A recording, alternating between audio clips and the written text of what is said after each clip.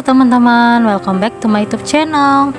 Di video kali ini aku akan sharing 7 soal buat persiapan UTBK tahun 2022 ya. Nah, buat teman-teman yang mau ikut ujian UTBK di tahun depan, cocok banget nih nonton video ini. Di sini aku akan membahas soal secara detail dan dengan bahasa sederhana ya. Jadi, tonton terus video ini sampai habis ya teman-teman, supaya teman-teman makin paham dan terampil mengerjakan soal-soal UTBK. Kalau udah terbiasa dan terampil, aku yakin banget nih teman-teman bisa menjawab soal UTBK dengan benar. Oke, tanpa berlama-lama lagi, langsung saja aku mulai ke pembahasan ya. Nah, tapi sebelum aku mulai, jangan lupa di like, komen, serta subscribe channel ini ya teman-teman, karena subscribe itu gratis teman-teman dan bikin aku lebih semangat buat videonya. Oke, tonton terus video ini sampai habis ya. Oke teman-teman, sekarang aku masuk ke soal nomor 1 ya. Nah, soalnya itu fungsi produksi menunjukkan A. Hubungan antara biaya dan output, B. Hubungan antara input dan penerimaan, C. Perusahaan memaksimumkan keuntungan, D. Pengaruh penggunaan input terhadap output, dan E. Biaya produksi minimal untuk memproduksi output tertentu. Silakan teman-teman yang mau jawab soal nomor 1. Nah, kalau sudah aku bahas ya. Nah, nomor 1 itu teman-teman jawabannya delta ya, atau D ya. Fungsi produksi menunjukkan pengaruh penggunaan input terhadap output. Nah, kayak gitu teman-teman ya. Nah, jadi kayak gini teman-teman, kalau fungsi produksi itu bentuknya kayak gini ya. Aku tulis dulu ya bentuknya ya. Nah, fungsi produksi itu key ya. Kita ganti dulu warna pennya ya. Nah, fungsi produksi itu bentuknya kayak gini ya. Q sama dengan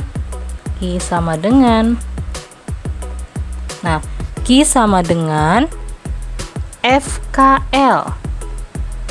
F ya, FKL. Q sama dengan FKL.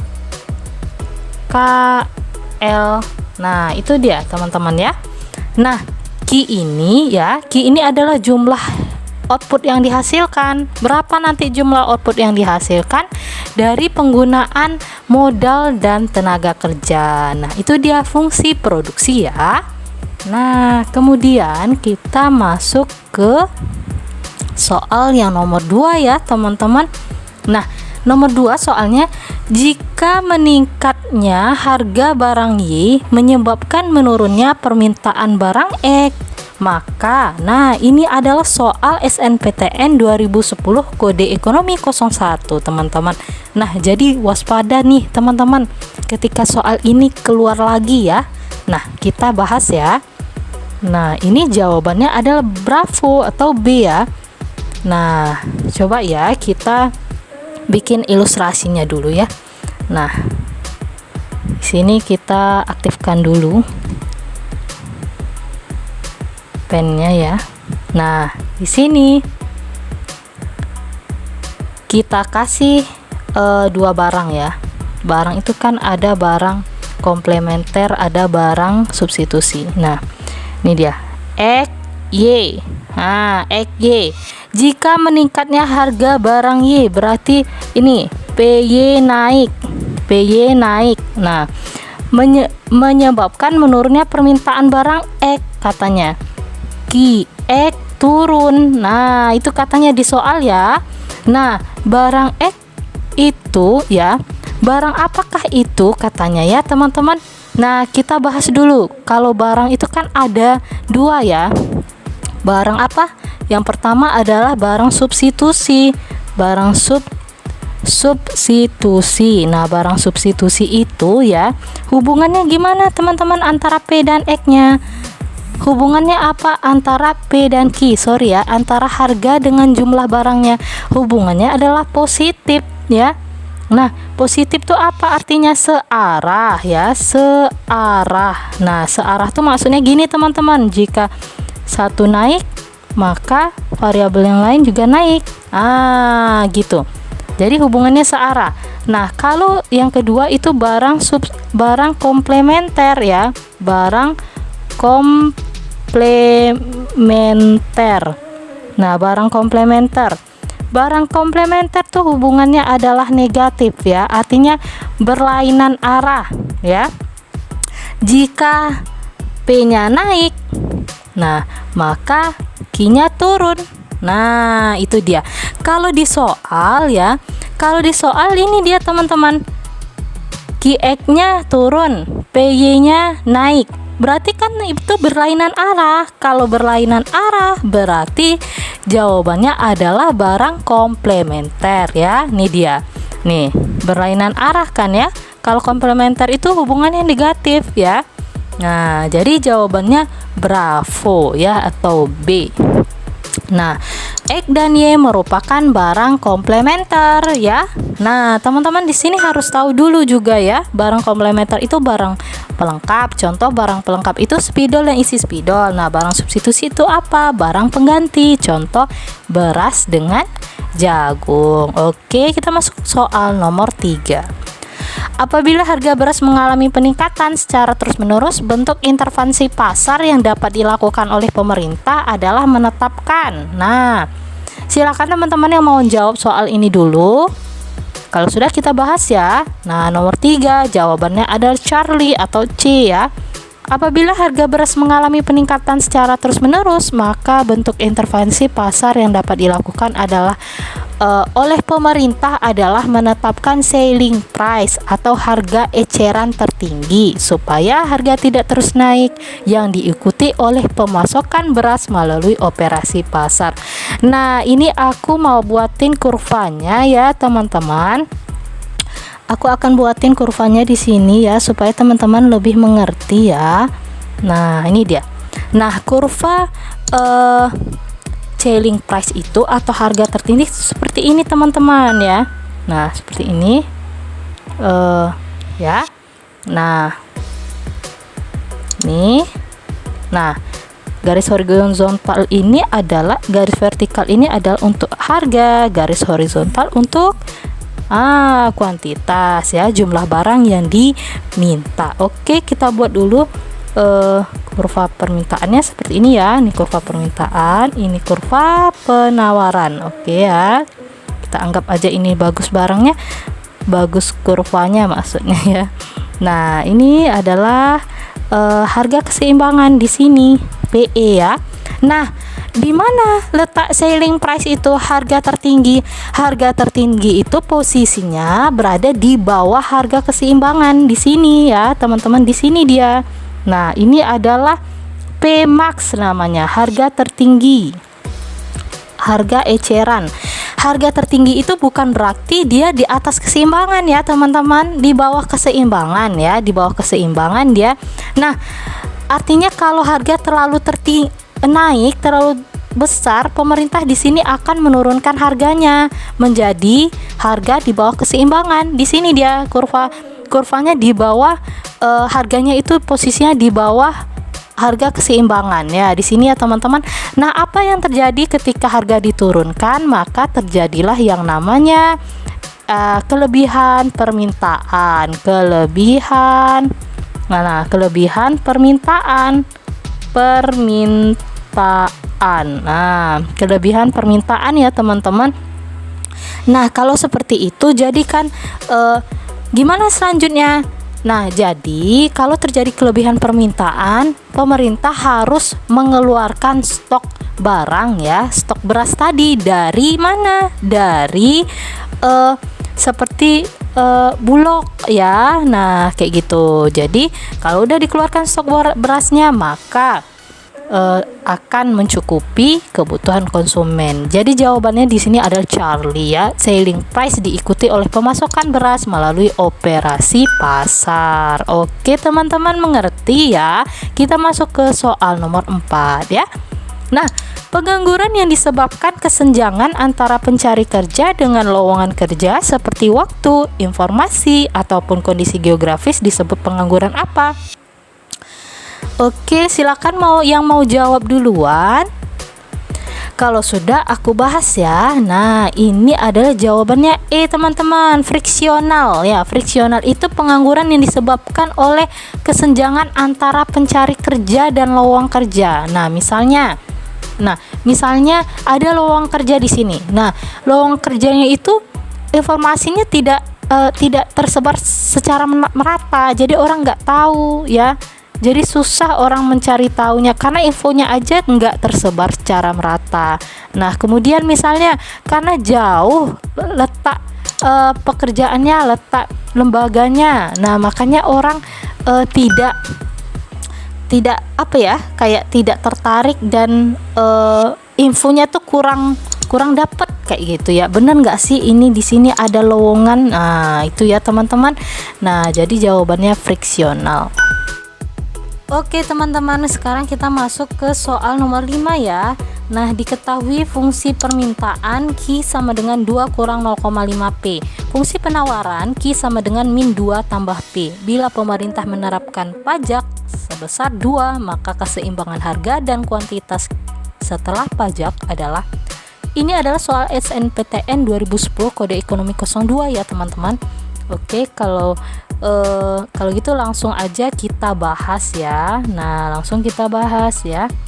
Nah, kita ganti dulu warna pennya ya. Nah, diketahui. Kita buat dari diketahui dulu ya. Nah, diketahui. Diket fungsi permintaan berarti itu QD sama dengan 2 dikurang 0,5 P. Nah, fungsi penawaran berarti itu QS sama dengan min 2 ditambah P. Nah, ada pajak di sana. Pajaknya berapa? Pajaknya 2 ya. Nah, ingat pajak itu mempengaruhi QS ya. Apa pengaruhnya? Jumlah barang akan semakin berkurang. Berarti di sini jumlah penawarannya menjadi QS-nya menjadi min 2 ditambah P dikurang 2. Berapa? Min 2 tambah P kurang 2. Min 2 tambah min 2 berapa? Min 4 ya. Berarti di sini min 4 ditambah P. Nah, ini QS setelah ada pajak ya. Sekarang kita masukkan ke fungsi ke rumus keseimbangan ya. Yang ditanya di sini apa? PE ya, harga keseimbangan dan kuantitas keseimbangan ya. Nah, syaratnya apa? Syarat keseimbangan adalah QD sama dengan QS. Nah, kita masukkan QD-nya. 2 dikurang 0,5 P sama dengan kita masukkan QS setelah pajak yaitu min 4 ditambah dengan P ya. Kita samakan posisinya ya. 2 min 4 pindah ke kiri berarti jadi plus 4. 2 tambah 4. Nah, 2 ditambah 4. Kita hapus dulu ya. Kayaknya sepertinya jelek banget angka 2 aku ini. Ya, oke, kita hapus dulu ya. Nah, berarti di sini berarti kita lanjut ya, teman-teman. Nah, di sini 2 min 4 pindah ke kiri berarti ditambah jadinya 2 tambah 4 sama dengan P. Nah, P kemudian 0,5 P nya pindah ke kanan berarti jadi plus P ditambah 0,5 P ya. Nah, 2 tambah 4 berapa? 6 sama dengan P tambah 0,5 P berapa? 1,5 P. Nah, P nya sama dengan 6 dibagi 1,5 ya. 6 dibagi 1,5. Nah, jawabannya berapa? 6 bagi 1,5. 6 bagi 1,5 itu adalah 4 ya, teman-teman. Dapat P-nya 4. Sekarang kita masuk mencari Q ya, mencari Q. Gimana cara mencari Q? S sama dengan masukkan ke persamaan QS setelah pajak min 4 tambah dengan P ya, min 4 ditambah P-nya berapa? P-nya ada 4 ya, berarti min 4 tambah 4 berapa? 0. Berarti PE dan QE-nya harga keseimbangan dan jumlah keseimbangan berarti 4,0. Jadi jawabannya adalah Charlie atau C ya teman-teman ya. Jadi jawabannya adalah Charlie. Nah, oke, sekarang kita masuk ke soal nomor 6. Bila harga suatu barang turun mengakibatkan pendapatan total perusahaan turun, maka barang tersebut dikategorikan sebagai barang yang memiliki permintaan. Ini adalah jawabannya Charlie, C ya, elastis ya. Nah, permintaan elastis sangat dipengaruhi oleh harga. Jika harga turun, maka permintaan akan naik, sehingga pendapatan total juga akan naik. Contoh barangnya adalah barang kebutuhan, barang-barang mewah ya teman-teman ya. Nah, kalau misalnya kita misalkan nih teman-teman, harga contoh barang kebutuhan mewah apa? HP, contohnya adalah HP ya. Nah, contohnya adalah HP. Nah, misal harga HP naik. Nah, PHP bukan PHP itu ya, PHP, price-nya HP naik. Price-nya HP naik. Gimana kalau price-nya HP naik? Maka Q-nya akan turun ya. Nah, kalau harga HP turun, maka Q-nya akan naik ya. Kalau Q-nya naik berarti penerimaan perusahaan juga akan naik ya. Nah, itu jawabannya adalah Charlie atau C ya teman-teman. Nah, sekarang aku masuk ke soal nomor 7 ya. Kenaikan selera masyarakat terhadap suatu barang dan perbaikan cara memproduksi barang tersebut akan mempengaruhi pasar. Pengaruh tersebut dicerminkan oleh kurva permintaan.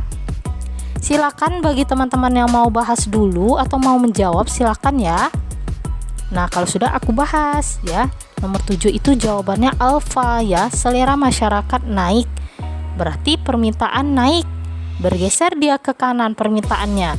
Kemudian naiknya perbaikan produksi menyebabkan naiknya jumlah barang yang dihasilkan, sehingga kurva penawaran juga akan bergeser ke kanan ya. Nah, bentuk kurvanya seperti ini teman-teman. Bentuk kurvanya lebih kurang seperti ini ya. Nah, ini kita buat dulu kurva permintaannya ya. Nah, yang di atas ini untuk harga, garis horizontal untuk jumlah barang yang diminta. Nah, ini adalah katanya selera naik. Kalau selera naik otomatis permintaan naik ya. Nah, berarti dia bergeser ke kanan ya, dari D0 menjadi D1. Nah, itu untuk selera. Kalau untuk perbaikan cara memproduksi, berarti dia pengaruhnya ke kurva penawaran ya. S-nya naik jadi S0 ke S1. Jadi dia bergeser ke kanan ya. Oke teman-teman, itu dia soal dan pembahasan ekonomi persiapan UTBK. Semoga dapat dimengerti dan dipahami ya. Jika teman-teman merasa video ini bermanfaat, dapat meningkatkan pengetahuan dan wawasan, teman-teman boleh juga share video ini ke yang lain juga ya. Oke, sebelum aku tutup pembelajaran kita kali ini, aku ingatin lagi nih buat teman-teman yang belum subscribe ke channel ini, silahkan di subscribe dulu ya, dan jangan lupa aktifkan tombol notifikasi loncengnya supaya teman-teman tidak ketinggalan video menarik aku lainnya. Oke teman-teman, terima kasih buat teman-teman yang sudah mampir di channel aku. Aku senang banget. Jangan lupa tonton terus video selanjutnya ya. Oke, see you to the next video.